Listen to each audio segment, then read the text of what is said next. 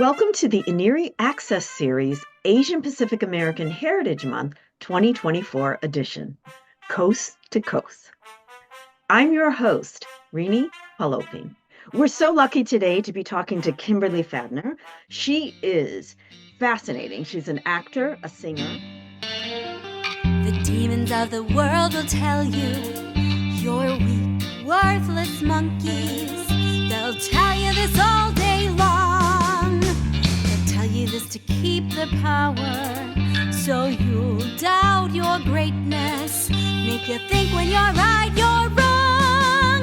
They won't go away. She is artistic director of the Main Street Theater and Dance Alliance, MSTDA, on Roosevelt Island in New York City, and she is co-writer with Jonathan Fadner and star of The Monkey King, a Kung Fu musical. Let's hear about Kimbirdlee's beginnings as a young artist, about her beginnings in Wisconsin, and how her family journey has brought her from the Midwest to help break barriers across multidisciplinary fields in New York City and the Big Apple. Welcome, Kimbirdlee. Thank you, Irene. Thank you so much for having me today. It's an honor and a privilege to be able to sit down and talk with you about all of these things that mean so much to me. Kimbirdlee, you're so talented in so many different areas. I have to ask you, do you have a favorite? Well, I have to admit I do have a favorite. Acting is my number one. It's my priority. It's my passion. It's what I'm committed and dedicated to, and it never stops becoming interesting and a fun challenge for me. We met you many, many years ago before you did the big move to the Big Apple. You were born and raised in the Midwest, Kimbirdlee. Can you tell us just a little bit about your roots and growing up Asian Pacific American in a small Midwestern town? Tell us about that. My parents are a mixed marriage, biracial marriage. My mom is Chinese and she grew up in Chinatown, San Francisco. And my dad is a German American raised in Wisconsin. So they moved to Wisconsin after their college years and raised me and my brother. And we are what you would call Hapas, half Chinese, half Caucasian. Growing up, I did have a strong sense of both sides of my family. And I was more close vicinity-wise to my dad's side of the family, who was all living in Wisconsin or at least in the Midwest. I had strong ties, interestingly, to my German side, but yet we would go to the West Coast every year and spend time with my Chinese side as well. I just loved it. I always felt like I was on vacation and just enjoying the culture out there, food and shopping and my cousins and aunties and things. Well, food and shopping, all of that sounds great. But you as an artist, let me ask you, what kind of memories from your childhood inform who you are as an artist today? And I know you have certainly evolved since I've met you a long time ago, but what kind of memories inform who you are as an artist right this minute? And then you're even going to go up, up, up and more, but who you are as an artist right now. Oh, I appreciate that question so much. Some of the moments in my upbringing that really defined me and stick in my memory as, what made me who I am today are those times where I was given opportunities to be creative and to be that performer that I was just, I guess, born to be. I mean, I just always had that in me, and my parents were very supportive. For instance, I would stay up all night long. I remember a phase of years when I was very young, like 4 or 5, and I would play my music and sing endless hours through the night. And my parents never came and told me to be quiet and go to bed. Did you have a studio at that point, like where nobody else could hear you? I'm just curious. No, I was just in my... Just like every other American kid. Speaking of acting, you completed a run as the femme fatale in Agatha Christie's famous piece, Witness for the Prosecution. I was lucky enough to go to. It was presented by the Main Street Theater and Dance Alliance in New York City on Roosevelt Island. It was directed by Waite. You also serve as artistic director for that company. Can you tell us about that role? Another question I have for you is, what's up next for that company? That's a great question. I would love to give a little backstory to Witness for the Prosecution. I have been working as artistic director. Well, I stepped into the position about 5 years ago, but I've been with Main Street Theater and Dance Alliance for about 8 years now. And this year, we welcomed in a new director, Mark Waite. He's UK. Fabulous. Yeah, he's wonderful, such an eye for detail.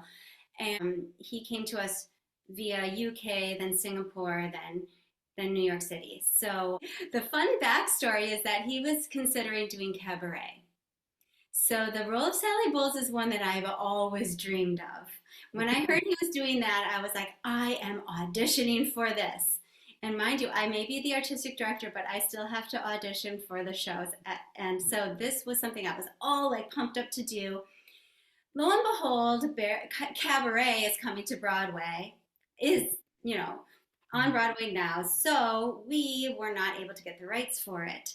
So big pivot happened, and Mark came up with this fabulous idea to do an Agatha Christie murder mystery. It would be my first kind of delving into that world. And I thought, okay, well, let's change gears. I'm going to look at this femme fatale role. Marlene Dietrich is fascinating to me, and that time period, the 50s. Also, I have a lot of background in performing music from the 40s. Your German background sure came handy, right, for the accent? I've never been looked at as, oh, she could play a German woman, because I think that, I look more like I fit an Asian stereotype. And that also was hugely empowering to me as an actor to, first of all, be able to audition for that role and the director see me in that position. Right.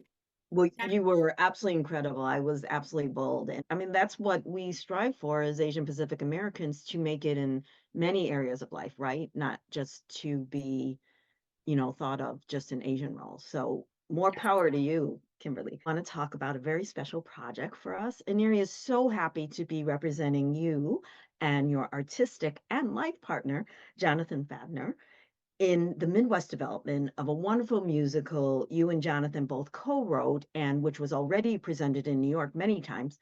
And it's called The Monkey King, a Kung Fu musical. I know that the show has had a very successful last several years. What inspired you and Jonathan Fadner to create this particular musical, The Monkey King, a Kung Fu musical, with its twist on the legendary Chinese tale, Journey to the West, and making such a powerful and funny Monkey King, a female Monkey King? Can you talk a little bit about that twist? What inspired Jonathan and I to turn to the story of the Monkey King for our collaborative musical together was, it came back down to family. We had just started a family, and we had a little son, a baby, and so of course we read a lot of children's books to him. Meanwhile, Jonathan is a musical theater writer, composer, and me being an actor with music training, classical music training, and musical theater. We met in the theater world, working in California. We came to New York with a newborn baby, and we were new parents. So exploring that whole world together. Meanwhile, continuing to pursue our creative endeavors. So it's just so interesting how, you come across light bulb ideas in life unexpectedly. We read the book of the Monkey King, and then suddenly we had this idea, like, that would make such an interesting musical. So not only did we think, oh, that would make an interesting musical, but then we thought, how could we twist this story in a way that's going to speak to modern audiences? And it could be something simple, like, let's just retell the story. He has such a diverse vocabulary of music in his compositions, and he can really create these rocking compositions, but he also has a classical background. And well, in fact, you moved to New York, right? Because he had a great opportunity at Tisch, isn't that right?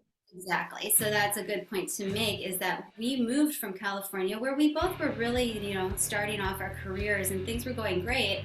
But he got into the really prestigious musical theater graduate writing program at NYU Tisch.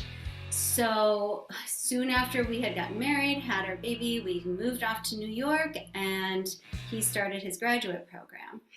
So yeah, like I said, we are always exploring ideas, creative ideas. I have to give Jonathan credit for this one where he thought, he's a sweet man. He thinks of me often, and he thought, how can I write a musical that has a good part in it for Kimbirdlee? And that really, Wow, I didn't know that. That's great. yeah, that really fueled the reason. But there's more to it, Irene. And what we're really proud of and like love to talk about is we both worked in children's theater for many years. It's been going on, 10 or more than 10 years that we've worked in children's theater in particular. And we see girls, young girls of color, of Asian descent or other minorities, and it's tough for them to get good roles. There are just not very many. Yeah. And if it is a good leading role, a powerful, fun role, it's because it's somebody like a director putting them into a different mold and being like, well, try this, even though it might not reflect who you feel that you are. Let's try to twist it into something to give you an opportunity. The Monkey King is written for girls like me to have a role that they can feel like themselves and gain from that experience. It was something we're really, really proud of. So we uprooted ourselves and moved to New York City and really never looked back. Our audience today is listening to some of the wonderful original music from composer Jonathan Fadner. And Kimbirdlee has co-written lyrics on many of the songs that Jonathan Fadner has created. And today we are listening right now to some music from a wonderful song called Flower Fruit Mountain, which is from The Monkey King, a Kung Fu musical. Kimbirdlee, can you just tell us a few seconds about this song? I love it. It's one of my favorites. Flower Fruit Mountain is a song in the musical that comes right after Monkey King has been born, and she parts the waterfall into the unknown and realizes that's where the promised land is for the monkey tribe. So it's a beautiful moment, and it carries the audience through, the listeners through the timeline of a day, starting with the sunrise, going through midday, and then sunset. So it follows that Taoist symbolism, that way of looking at the microcosm and the macrocosm idea, where you look at from beginning, middle, and a cycle. It's cyclic. It can be a day. It can be a life. It can be greater than that, the existence of time. I just have to interject here. How apropos. We didn't really plan it this way, and you haven't even seen all the visuals from my original photography, Rini photography, that I'm planning to put in, but that's exactly it. It's going to have like sunrises and sunset. It's got your journey and our other interviewee, who's also wonderful, who also had a journey from the Midwest to the West Coast. So that fits in great. I know that Jonathan and you have done many musicals and other pieces that are not musicals. What is your wish for the future of this particular piece that ENERI is fortunate to work on with you, The Monkey King, a Kung Fu musical? My wish for The Monkey King, a Kung Fu musical, is for it to find its place on Broadway someday. Mm-hmm. I know definitely good enough. Definitely. I'm just going to say it, put it out there, because, we got to... Oh, no, that's our goal, man. I'd love to share some of our involvements in the New York City theater scene, and especially with Asian artists in New York and beyond. One of the organizations that we've been very fortunate to be welcomed in by early on in our time in New York was the National Asian Artists Project. One of the co-founders is Stephen, who is actually the director of The Monkey King. He has been the director since we transferred it from the Children's Theater, in which I directed.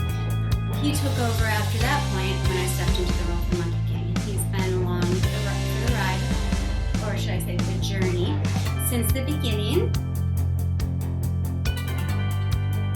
and continues to be an incredible mentor and inspiration.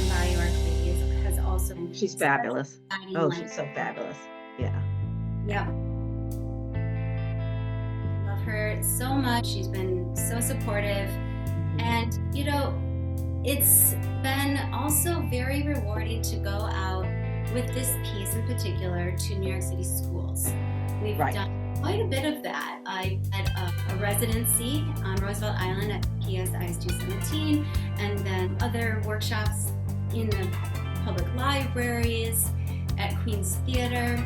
Queen's Theater has been also a great force for us. They've been, behind us all the way, and we've been doing a lot of community work. What's so inspiring about getting this piece out there is the feedback that we get, especially from the young people, it just fills your heart. It's so exciting to see, oh my gosh, I can have this kind of an impact on a young mind, and it's fun. It's not like, teaching you a lesson in like a straight way. Like, we're having fun up there. We're singing and doing kung fu choreography, and they come back with just like joy. And you're utilizing their energy. One big highlight for me is that my kids' school actually came to see the show. Oh, and after they saw it, my kids came home and they're like, guess what, Mom? They all liked it. Oh, wow. That's true praise, right? Kimberly, you also do acting on major shows. I know you started as an extra and you're doing other things as well, both acting in theater and TV shows. Can you tell us about some of the projects you've worked on that you can talk about, or are working on that you can talk about? Just name a few. I've been very fortunate to be booking quite a few shows here in the New York City area. Stepping into the world of TV and film is a dream for me. It's always been something I wanted to do, and I think the timing has been just perfect for where I'm at in my career right now. One of my favorites is Law and Order. As they always say in New York City, if you've made it on NBC's Law and Order, you've made it as an actor. There you go. Switching gears, I know that you're a fabulous Chinese brush painting artist. You are, of course, the daughter of famous Charlotte Fung Miller.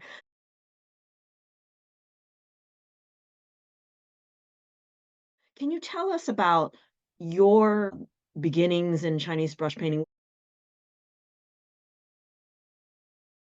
I grew up around art, and my mom taught me Chinese brush painting as a little kid. It's been a part of my life forever, and when I did not know quite where my life was headed, I had opportunity to sell my art at art shows. So it's a business. It's always good to have another revenue line, right? Oh, exactly. All artists know that.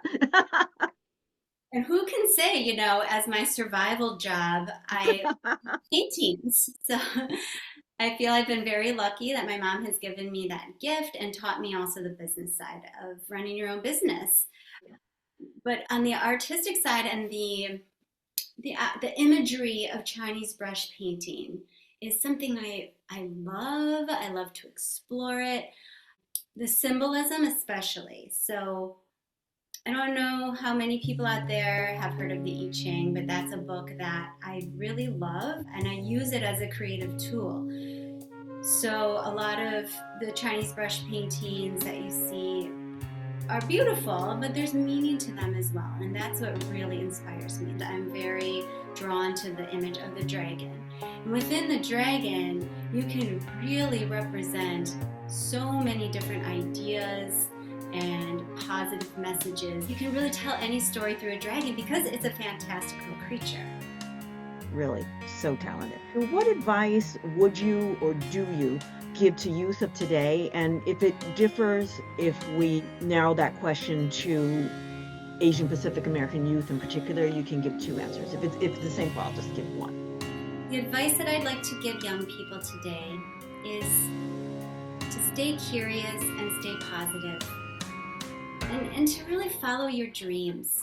I know it sounds cliche, but I've always had a philosophy of my own that I want to use my own talents to inspire others to follow their own dreams. So it can be anything. It doesn't have to be what somebody else is doing that seems cool. But don't be afraid to explore things that are interesting to you. Take risks. I've always been a very adventurous girl in every part of my life. The adventure never ends. That's what I think about when I think about you. If I just think about a few words, what comes to mind? Number one is you're always upbeat. You're always upbeat. And, a lot of people aren't. A lot of people aren't. So more power to you. And that leads us into a segue for my next set of two questions. Kimberly, what makes you happy? You're happy a lot of the time, but if you had to pick one or two, right up there, what would you say? A lot of things make me happy. It's true.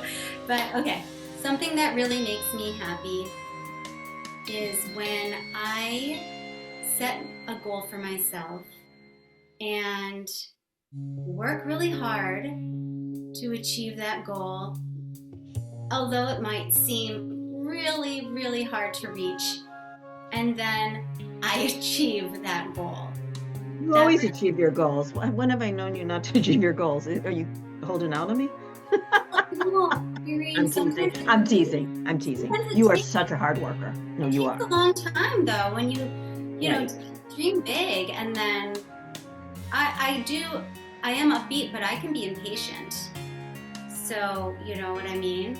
Well, what I like about you is you've got a great business sense, and not to say anything against other artists, but it's really a skill to know the business side as well. A lot of artists, are very, very good in art, but it's a whole different skill set, right? I have to thank my mom for a lot of that. I was going to say, I think that's part of her influence. Another thing that brings me so much joy is seeing the effects of something that I have brought out to the world that's having a positive effect on others. That to me is what it's all about. So Definitely. I can be doing something that gives me personal satisfaction and gratification, but the joy is tenfold, hundredfold, infinityfold when I see that it's making a positive impact on the world around me. Partly why you got into theater, right? To share. That's right. And that goes back to the question you asked me about what is your favorite of all of the different things that you do is I love painting, but it's a solitary art.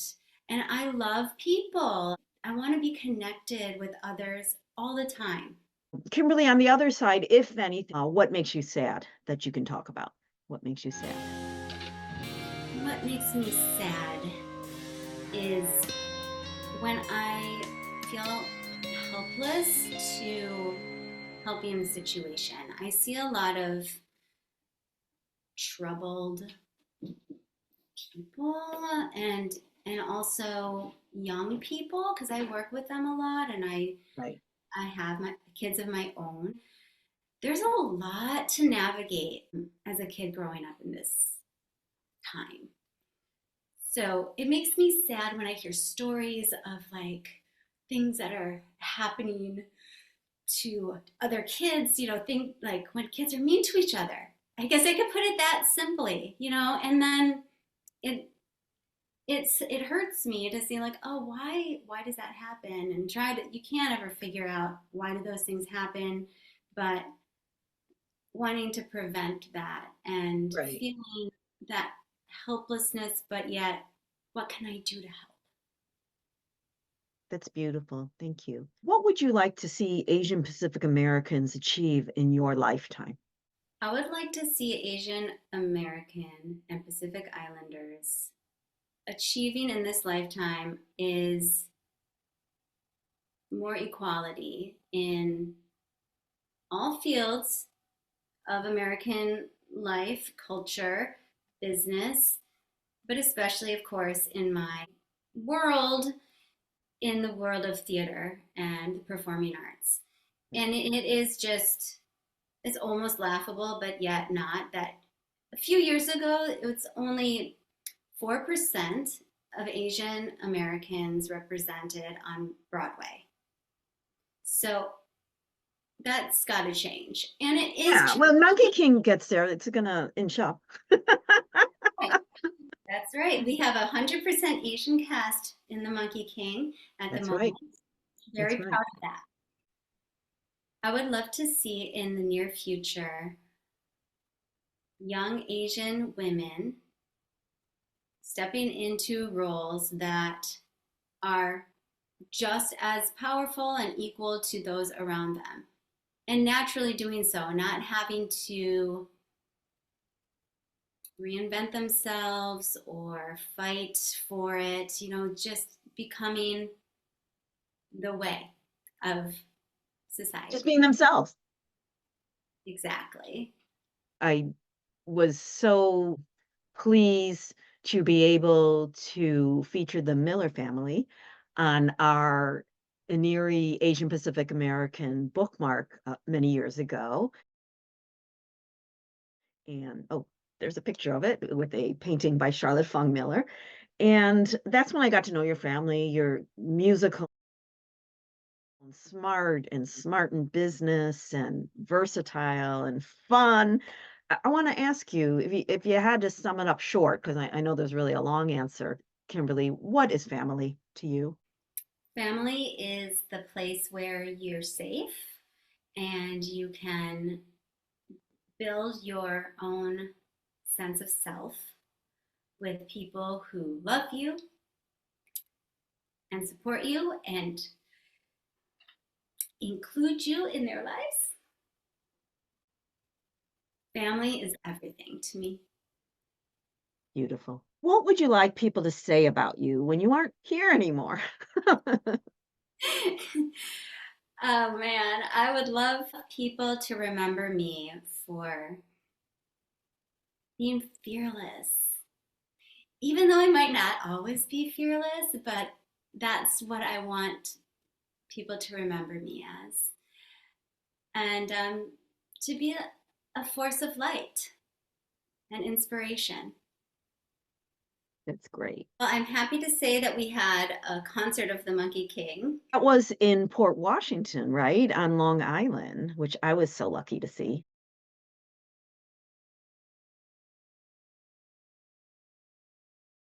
Thank you again, Kimberly Fadner, for taking time out of your busy schedule to be with us and to share with us some of your wonderful journey.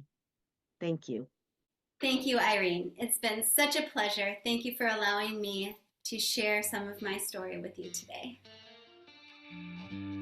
Happy Asian Pacific American Heritage Month. Happy Asian Pacific American Heritage Month. The demons of the world will tell you you're weak, worthless monkeys.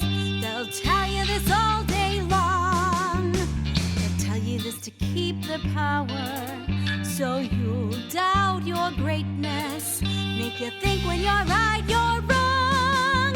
They won't go away. They won't just give in. They've got you where they want you. Only one way you can win. You've got to fight twice as hard, twice as long. Take a kick when you're down and get up strong. Look them in